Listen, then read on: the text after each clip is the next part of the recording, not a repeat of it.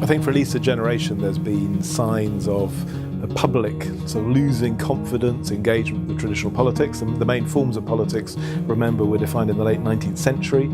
Parliaments, parties, regular elections. It's not surprising in a way they feel less relevant to people's lives. People have more voice, they have more choice, they have more data in every other walk of life. And that's led over 10, 20, 30 years to declining affiliation to political parties and more signs of perhaps unease and distrust. Here's the mismatch, I think, that we're living with, which is the way people live their ordinary lives. In front of their computer, where they can make friends across the world. They're unconstrained by geography, they're unconstrained by moral values on the one hand.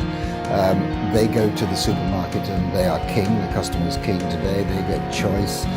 And the difference between the freedom of ordinary life, where you're treated as important in the marketplace, and the way you are governed by distant institutions hundreds of miles away that doesn't listen to what you say, that isn't sensitive to what you feel, that doesn't do what you want it to do, I think is the great cause of this crash of confidence. I think they've been encouraged to behave as consumers by successive generations of politicians. They encourage this sort of retail politics where, you can have this and we'll just sort of get for it and I won't be around to deal with the consequences anyway, and it's all about winning next time. It's not about necessarily doing what the right long-term solution is.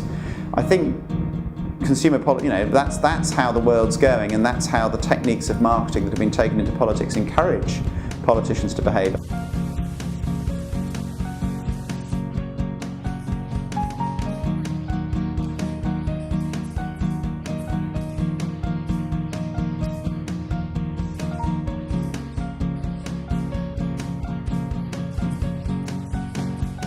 We have a system in which we demand a certain kind of perfection or promises from people, and then we reserve to ourselves the right to be incredibly rude about them when they fall short of these standards.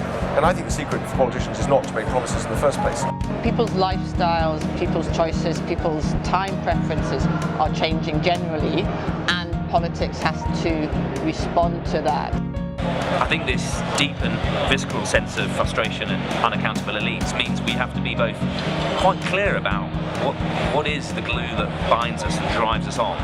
Actually, from the left as well as the right. For good politics, the public need to see both.